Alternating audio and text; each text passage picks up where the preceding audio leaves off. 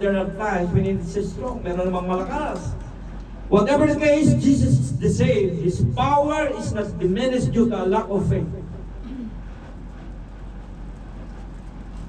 But it may will be hindered. We likely miss many blessings due to a lack of genuine faith. Yun ang nangyayari minsan dahil sa kawalan natin ng pananampalataya. Ang daming miss natin ng mga pagpapala. Kaya sa umagang ito, bilang pagtatapos, if you have a need, sabi nga kung meron kang pangangailangan sa umagang ito, why not bring it unto the Lord? You may need to come and seek the Lord to increase your faith, amen? To give you assurance, and that is available for today. But first, you must seek Him. Palakpakan natin ang Panginoon.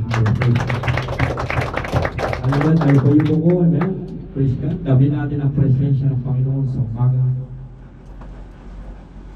Hallelujah. Maaari may pangangailangan ka. Hindi ko alam. Subalit ang Diyos ang nakakaalam ng lahat sa buhay mo. Ngayong umaga, idulog mo sa Panginoon. Problema pang pamilya, problema pang pinansyal, problema sa trabaho, walang imposible sa Panginoon. Kayang lutasin ng Panginoon. Ang gusto lamang ng Panginoon, makita sa iyong puso kung talagang ikaw ay tunay na nagtitiwala at nananampalataya na kaya niyang gawin para sa iyo. Kapatid, lumapit ka sa Panginoon. Ang Diyos natin ay patuloy na tumutugon sa mga taong tapat, hallelujah, na dumudulog sa Kanya. Ipasiyasat mo ang iyong puso. Kausapin mo ang Panginoon. Ang Diyos natin ay palaging handang tumugon sa mga anak niya na nangangailangan. A little faith will bring your soul to heaven, and great faith will bring heaven to your soul. Hallelujah. Dakilang Diyos, tunay nga na napakabuti mo, Panginoon. Salamat sa iyong mensahe sa umagang ito, Panginoon. Lord, nakikita mo po ang pangangailangan ng iyong mga anak. Aking mga kapatid na nandito ngayon, amen, nakikipag-usap sa iyo, hallelujah, Lord, ano man ang kanilang mga pinagdadaanan. Problema man sa pinansyal, problema sa pamilya, problema sa trabaho, ano pa man, Father God. Ikaw ang Diyos na makapangyarihan, walang imposible sa iyo, Panginoon. Lord, nadalangin ko ang patuloy kang gumawa ng himala sa aking mga kapatid, Panginoon, sa iyo mga anak, sa iyo mga lingkod na nandito ngayon, Father God. Ano man ang mga kahilingan nilang panalangin, Lord, dalangin ko katagpuin mo po ayon sa iyong kalooban, Father God. Lord, we believe in you, God. You are the God of Israel. You are the King of Kings. Hallelujah. Patuloy kang mag-usap sa puso ng bawat isang Panginoon sa umagang ito, Diyos. Ano ba kabigatan, Panginoon, na nadarama ng bawat isang Lord? By faith, O God. Hallelujah. Patuloy ka na gumawa ng himala sa aming mga buhay, Father God. Lord, tunay nga sa aming mga sarili, wala kaming magagawa, pero ikaw ang Diyos na malaki ang magagawa sa aming mga buhay. Hallelujah, Lord. Naway ang pananampalataya, ang true faith ay patuloy na makita sa aming buhay, Panginoon, upang kami magkaroon ng impact, Panginoon, sa aming mga kasalamuha, sa aming mga kapatid, sa aming buong sambayan, sa aming mga kasamahan sa trabaho, kaibigan, O God, upang sa ganun madala din namin sila sa iyong panan, Father God. Oh, hallelujah. Lord, maraming salamat, Panginoon. Kami nananampalataya, O God. Sinabi mo, Diyos, na kapag may dalawa o tatlo nakakatingkod sa iyong dakilang pangalan, you are in the midst of them, and Lord, we claim we are more than three, O God, and I believe we claim that the presence of your Holy Ghost is in the midst of us right now. Hallelujah. Lord, salamat. Salamat, Panginoon, at ako'y nananampalataya, Panginoon. Kinatagpo mo, Panginoon, ang pangangailangan ng iyong mga anak sa umagang ito. Hallelujah, praise God. Hallelujah. Praise God. Tayo po tumayo, awitin natin ang puso ko yung sinisiyasan. Hallelujah. Praise God, glory to Jesus. Hallelujah. Praise God. Tuloy nga na napakabuti mo, Panginoon. Hallelujah. Oh, glory Jesus. Salamat tayo mabuti. We magnify your name, O God. Hallelujah.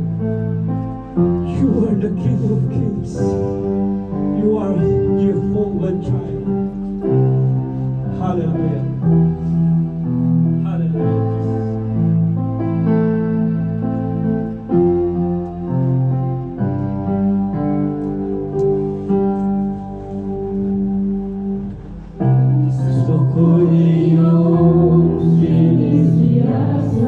Yes, Lord.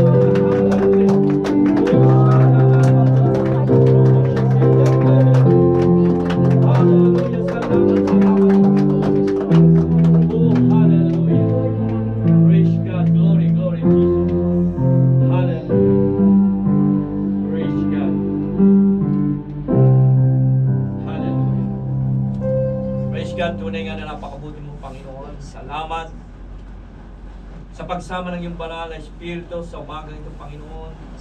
Tunay nga na napakabuti mo, Diyos. Salamat sa iyong salita. Dalangin namin, Panginoon. Patuloy mong pandagdagan ang aming pananampalataya, Father God. Patuloy kami magtiwala sa iyo, God, at kami nananampalataya, Diyos.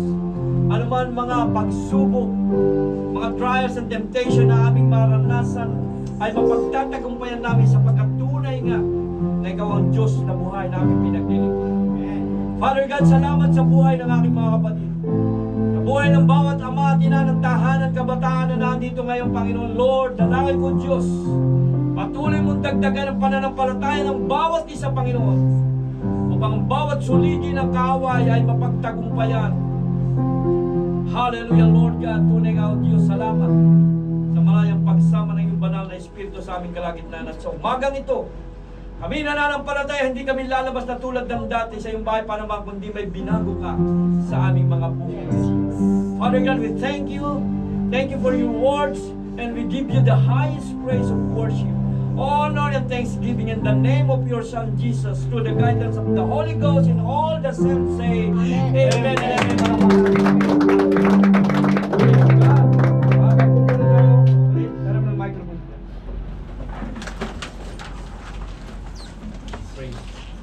Hallelujah. Parang nalobat. Praise, praise. Nawala na. Praise. Amen. Nawala na yung ating speaker. Praise, praise. Hello, sound check. Praise. Maraming salamat sa Panginoon. At so, umagang ito, amen. Patuloy na po natin ipinaabot ang ating mga announcement, yung ating corporate prayers every morning. Saan man kayo naroon, kung hindi kayo makapunta dito, sumubay kayo sa panalangin. Bago kayo pumasok sa trabaho, mag-usal kayo ng panalangin. And panalangin natin siyempre ang gawain ng Panginoon at ang bawat isa ay magpanalanginan. Hallelujah. At napaka-bisa po ng prayer. Ang isang gawain ay talagang hindi po lalago, kulang po sa panalangin. Praise God. At ganoon din ang ating prayer meeting every Monday, 8:30 po ng gabi. At hallelujah, kung kayo po ay may mga prayer requests, isend po lang natin sa ating group chat sa I Am the Clay or the Veterans para maisama namin sa panalangin. Siyempre ang ating midweek service, 8:30 p.m. Amen. Hallelujah. Kung mga malalapit lang at kung kayo naman ay pwedeng tumalo. Amen. Alam po, mga pagod kayo sa trabaho, sabi nga lagi, seek ye first the kingdom of God and His righteousness, and all these things shall be added unto you. Bibigyan tayo ng kalakasan ng Panginoon kapag tayo ay laging nasa Kanyang presensya. Amen. At ating Bible study, Saturday, patuloy po natin ang ating kaulatuhin nyo, yung ating mga verses, Romans chapter 3 verse 10, Romans 3:23, at Romans 6:23, and Romans chapter 9 verse 10, Romans 10, 9 and 10 ang ating mga verses. So yun muna ay kabisaduhin natin. Ginagawa natin yun para tayo ay sabi nga ay ma-equip ng Word of God na kung sakali tayo ay mayroong babahagi na ng salvation. Yun po ay salvation verses. Paano natin sisimulan? Kaya pag-aaralan natin dahil napapanahon na mga kapatid. Ang kaaway ay nag-o-overtime na. Sari-sari ng satanista lumalabas. Hallelujah. Nakita ko yung siya nga share sa Facebook. Yung Satan, ano nakalagay doon? Yung Satan. Hindi, yung Accept Satan as your personal savior. Pero ba yun? Ang lakas nila ng loob mag-post ng gano'n. Salit na Jesus, our personal savior. Talagang may mga ginagamit ang kaaway. Amen? Para lituhin. Kaya dapat maging matalino tayo mga kapatid. Amen? Ang dami, kahit sa internet, nakala mo talaga nagsasalita, nangungusap mga ginagamit ang salita ng Diyos. Pero tingnan natin kung anong doktrina meron sila. Minsan yung mga sarili lang nilang tinataas, nagkukot pa ng mga verses sa Bible. At yun ay hindi natin dapat pagtaka kung tayo mga mananampalataya sapagkat sabi nga, sa huling panahon, darating talaga mga bulaang propeta. Yung magpapakilala na sila ay san, pero hindi mo makita sa pamumuhay nila. Na banal. No? Pati pari ngayon, nagtitiktok na. Nagkakasal na ng mga babae sa babae, lalaki sa lalaki. Diba? So, at tanggap ng sanlibutan ngayon kasi nga, wala na. Para, kumbaga ngayon, parang ang kasalanan ay normal na lang. So, kaya napakahalaga na tayo ay may gagawin. Tayo yung gagamitin ng Panginoon para maligtas yung mga kaluluwa na napantunin na lesson. Kaya napapanahon na tayo ay mag-equip na ng mga salita ng Panginoon. Hallelujah. Sayang po yung mga kaluluwa kung hindi natin mapabahaginan. Hindi natin sila pipilitin. Ang mahalaga, magawa natin yung task natin. Bahala na si Lord. Kung tumanggap ka o hindi, ang mahalaga, may share mo yung Word of God. Huwag kayong mahiya. Hindi natin dapat ipagmakaya yung ating Diyos. Sabi ng Ama, pag ipinagmakaya mo ka sa harap ng tao, sabi ng Panginoon Jesus, pagmamakaya mo, kuring kayo sa harap ng Ama. Diba? So kaya napakahalaga mga kapatid, yung pag-aaral, huwag yung parang gawing biro lang yung ginagawa natin. Talagang sa uluhin natin. Pag nga mga kantang sanlibutan, ang dali natin sa uluhin. Bakit pagsalita ng Diyos, parang hirap na hirap tayo. Kasi may battle. Ayaw ni Satanas na kayo matuto. Gusto niya hatakin tayo. Kahit yung mga nandito na sa loob ng iglesia, tayo yung target ng kaaway. Tandaan niyo yan, kaya maging maingat tayo. Kasi yung nasa labas, yung mga believer, hindi na niya gagalawin yung kanya na yun eh. Kaya yung mga dumadalo sa gawain, yung nasa iglesia, yun talagang wawasakin na. Minsan sa loob pa, may gagamitin. Pag may nakitang butas sa puso mo, si Satan, gagamitin ito. Ito ay malahiningan ito, itong gagamitin ko. Sisirain ito yung iglesia. Kaya mag-ingat tayo mga kapatid. We are building family of Christ. Hindi lang parang isang pamilya tayo sa Panginoon, kundi parang pamilya talaga. Yan ang gusto kong maranasan natin na wala sa ibang iglesia. Hindi sapat yung basta pa makadalo o uwi na. Balikan na naman. Nagiging routine na lang. Parang wala na tayong pinag-iba sa Katoliko. Punta sa simbahan paglinggo, balik sa dati, balik. Wala. Pagdating ng Panginoon, wala. Ipukod yan. Tupa yan. Dito ang kamping. Pasay na. So mga kapatid, yun kaya tayo nag-aaral ng salita ng Panginoon. And alam ko, battle.